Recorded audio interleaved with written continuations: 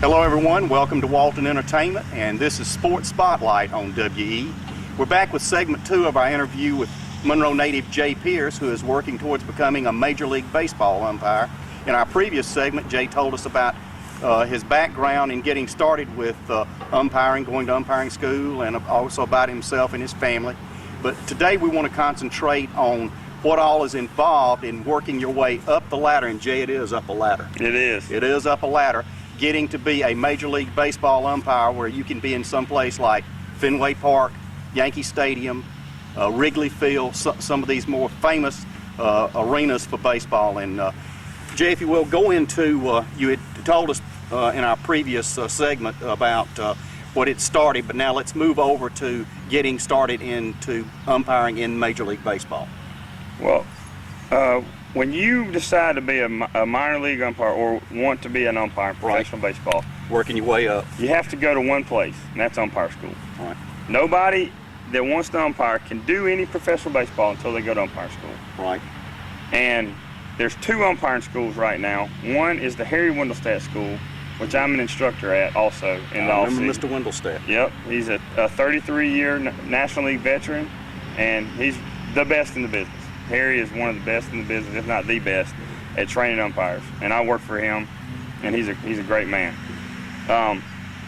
So after umpiring school, if you make it in the top 25, then you're placed in the minor leagues at the lowest level, which is rookie ball. Now tell us about umpiring in rookie ball, because I thought that was very interesting. Rookie ball is the bottom of the barrel. Okay. You're in cities like Danville, Virginia, Bristol, Tennessee, Kingsport, Right. Tennessee. All great cities, but not a lot of fans come out. All right. I started in the Gulf Coast League in 2006 and then got promoted to the Appalachian League. And it was a great league, and I love that area. Tell us about Appalachian League, because let's see what some of the cities are. Danville, Virginia, Bristol, Tennessee. There are some Greenville, Tennessee, just right in that area right there. Burlington, North Carolina is one. Burlington. And the stadium that's in Burlington, a lot of the scenes from the movie Bull Durham Came from Burlington. was filmed in that city, in that stadium. Yeah. So, but the Appalachian League is a great, but it's not a. You don't want to stay there, Right. because you always want to work up the ladder. So the next league is Low A, which is the Sally League, South Atlantic League, and there's teams. And I worked this league too. It was the Rome Braves, the Augusta Green Jackets, Savannah Sand Gnats, Charleston, South Carolina, all the way up to, it's a big league, goes to the Lakewood, New Jersey, and Maryland. Now I'm assuming as you're doing this, the Umpires Association has somebody come to the games and they're evaluating you as you go along? Yes. While a game's actually going on, somebody's sitting in those stands watching your Yes.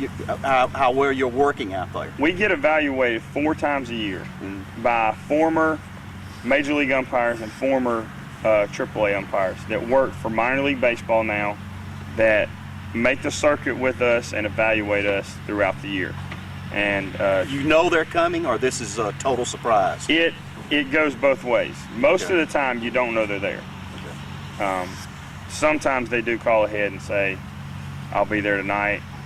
I just want to let you know. But most of the time it's a surprise, which is fine. It's not a problem, but it does keep you on your toes. Right.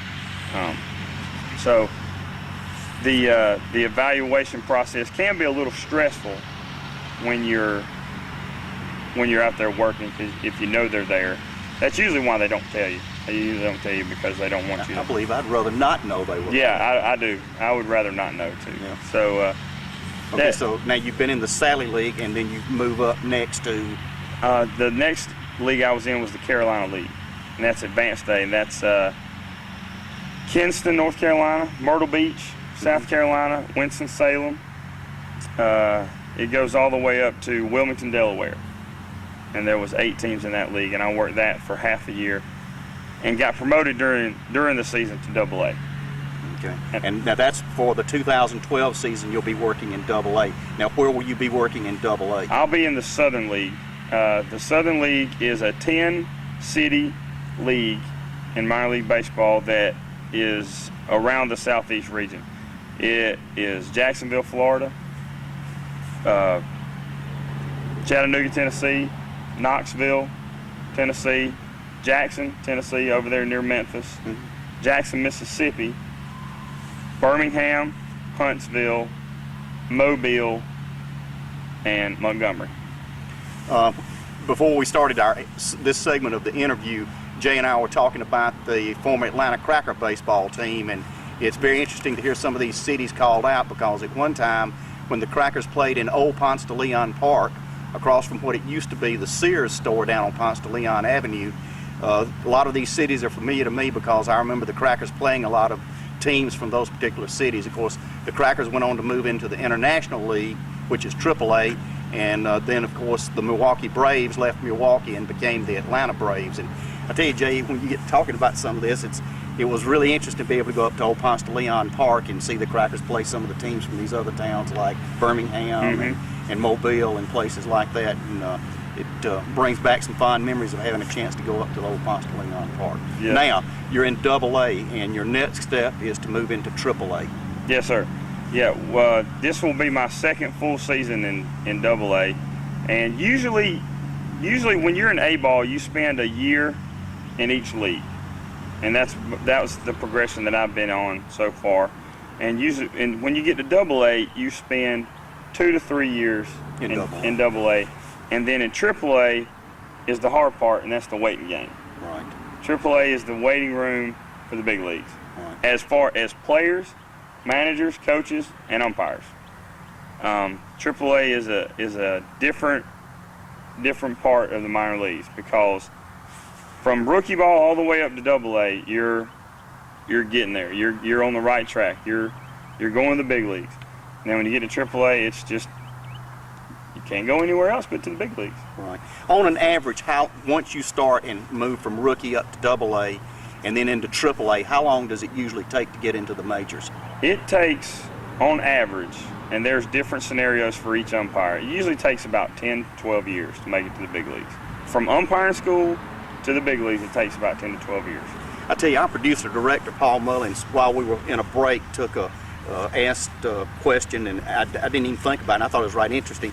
He was asking about traveling and your expenses and everything. You might explain that to our viewers. Yeah, we travel as a crew in Double-A and in Triple-A in the minor leagues. We travel as a crew, and we go from city to city, and we have a game every day, except for about 6 days a season we have off days. Our schedule is not like the players in that we don't have a home game. We're on the road all the time. Our travel arrangements are coordinated through the league secretary and through our crew chiefs, who will coordinate with the hotels that we have to arrange our rooms. And we're in hotels like Holiday Inns, Hampton Inns, and we stay at a hotel every night. Now, the travel involved here, is this air travel, road travel, or a combination of both? It's a combination of both. When you're in AAA, it's a combination of both. When you're in AA, it's strictly by ground, by car. And we have rental cars that the league provides for us that will accommodate 3 grown men and their luggage and their equipment for umpiring. So it's tight sometimes. It's tight, and that's why they call it the minor leagues. Because in the big leagues, you fly first class. Hey, you've earned it. That's right. You've earned it. That's right. Now, let's get into what might be kind of a sticky question here. So far in your experience from rookie up to Double-A, what's probably the worst experience you've ever had on the field in one particular game? Well, one sticks out. There hadn't been, and I'll tell you what, Frank, there hadn't been, in my career so far, there hadn't been too many times where it was just real bad. Yeah. Players or managers or coaches. But there was one time in Greensboro, North Carolina. Right. And they were the visiting team, and we were in Greenville, South Carolina. And me and my partner, I was working on the bases, and we had a call to end the game at around home plate, and the manager came out and was all over my partner, and he was pushing him around. I mean, he almost hit him. I mean, it was bad. It was real bad, and the players were out there, and it was dangerous. It was really dangerous for a couple minutes there. That one just sticks out of my mind as one that was. But fortunately, this doesn't happen very often. That is a rarity. Because I've seen some interesting situations in a baseball game. That is a rarity. So people will lose their cool. They will. Yeah. So it does happen, but it's very rare. Jay, thanks very much for visiting with us. Yes, sir. This has been real interesting and very informative. I'm sure a lot of people just figured that you go to school, study this, and then they just start assigning you somewhere, and it's. Yeah, it's a lot different. I mean, you just don't go to school and they say, okay, head on up to Wrigley Field, you know. Yeah, no, that's true. It's a lot different. There's a lot of time and work and study invested into being a big league umpire. Those guys in the big leagues are, and I know sometimes the TV doesn't paint them in the best light, but they're the best at what they do. I tell you what do you think about all the controversy over instant replay in baseball? And there's a lot of controversy about it. There's a lot of controversy about it. And the way the umpires view instant replay is this. Whatever keeps me off SportsCenter, I'm all for it. If there's a way to keep me off of TV and keep me out of the spotlight, I'm all for it. Now, there are certain parameters that the replay has to play within to work in baseball. Because baseball's not like football, and football's a little more replay friendly. Baseball's not like that because the game's not set up that way. Just my personal opinion, I've always thought that the advantage to replay is everybody's out there working hard to win. Now, in a game that's not close, if it's 18-5 or something like that, it makes sometimes a bad play bad call doesn't make any difference. But when it gets real tight, like 3-2, and a call can make a difference, I just think that it's the thing to do. I will never, and this was before I think they'd even gone to college replay. I'll never forget watching a replay of a football game, and I think it did make a difference in this particular football game. Somebody returning either a kickoff or a punt, running up the sideline, accidentally stepped out of bounds. Well, the people who had that particular area missed it. Did they? But in the film later on, when you saw what happened, you could see him just clearly step right over the line.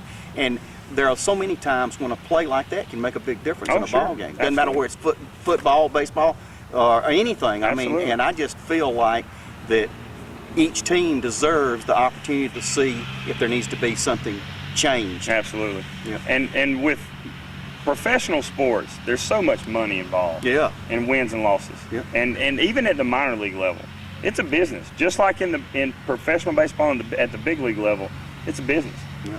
And the umpires are the best at what they do, but sometimes they miss stuff. We miss stuff. And we're all human. That's right, exactly. So as much money as is going through this business, the umpires are doing what they should in not trying to be too proud and not saying, look, we don't miss anything. They do. I mean, there's too many cameras out there proving us that we do miss stuff. But the parameters that replay has to play within are going to be decided by the commissioner's office, and some of the umpires. And right now, it's still being tossed around on what direction they want to go. But you do think it's coming? I do. I think it's coming. I think that once they figure out and work all the bugs out, that it'll be beneficial to the fans, the players, and the umpires. Well, we're looking forward to the day here sometime in the next few years when we'll hear somebody from Fox Sports or ESPN say, behind the plate tonight is Jay Pierce, and he'll be calling balls and strikes here at Wrigley Field or Yankee Stadium or where the big green monster is, Fenway Park in Boston. And Jay, we're looking forward to that. I appreciate it. And we wish you the very best as you keep working your way up the ladder towards Major League Baseball. Thank you very much. Now for our guest, Jay Pierce, our producer-director, Paul Mullins.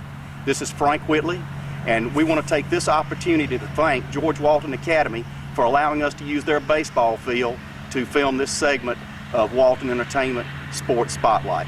Thanks for joining us.